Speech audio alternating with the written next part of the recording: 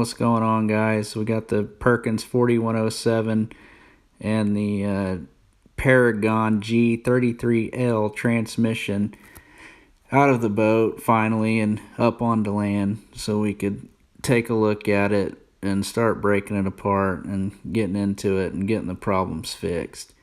Now, if you haven't watched my last video, go ahead and check that out, as it's over how we set it up and actually remove the engine from the boat. So what we're going to do now is we're going to separate the transmission from the engine and make the repairs that are needed. So while the engine is out, we're going to go ahead and do a complete service on it and change all the seals and gaskets that are leaking on it currently. Got our, we think 1974 Perkins 4107. We got to find the numbers on here and make sure here in a little bit. Pulled it out of the boat. 1974 Seafarer 38 yesterday. We got some needle bearings that have gone bad, we think, in the transmission, and the easiest way is to just pull the whole motor out. We don't know if it's ever been out before, and kind of go through it and see what we find. So, first step is going to get all this crud off here that's been on here for the last 44 years. With this purple power stuff, and we're going to spray it on here and see how well it works.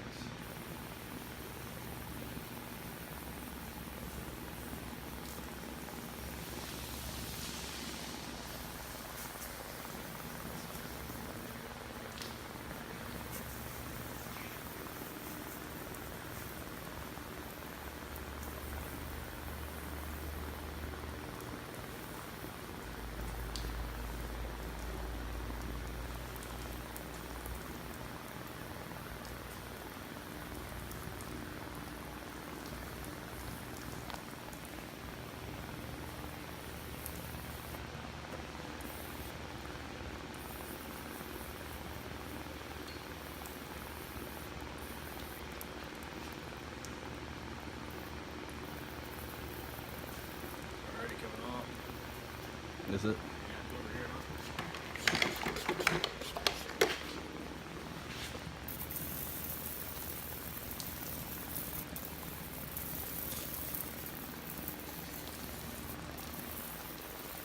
A couple things we had to do prior to the removal is we removed the alternator, which went right here.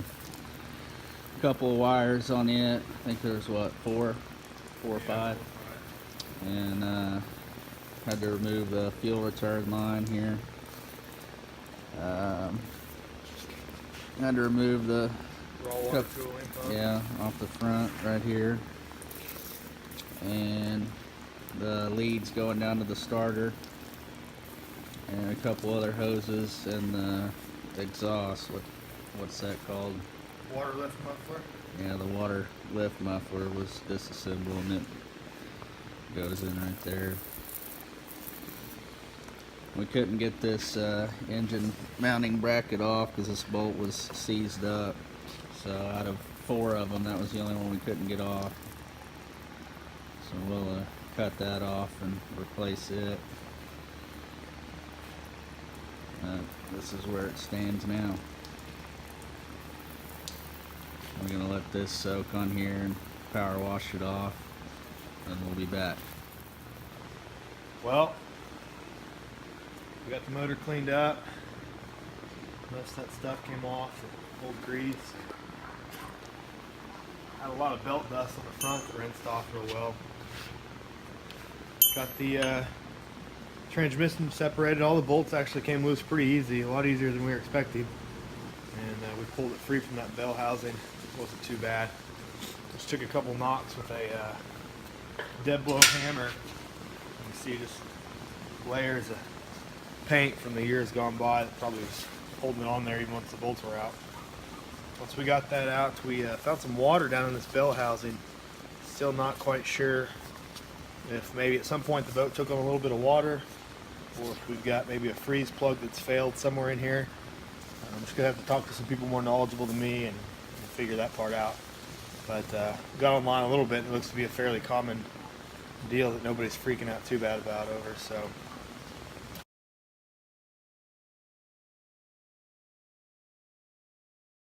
Got our transmission pulled off.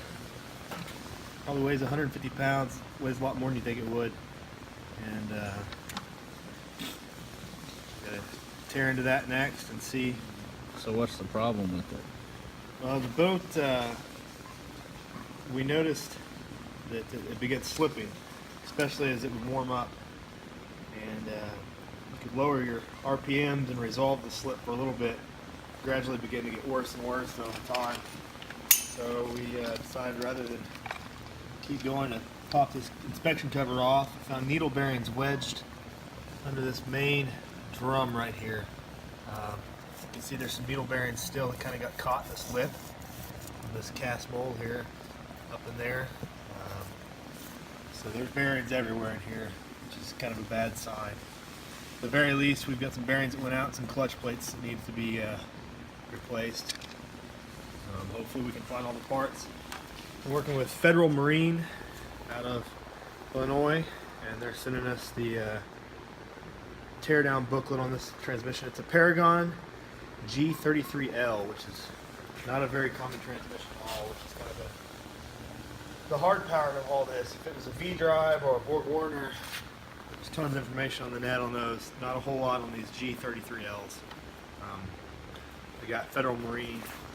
I believe his name is James. It's pretty much the only one with any info on it all. So got to get it up on a bench and start tearing into it, see what we can find.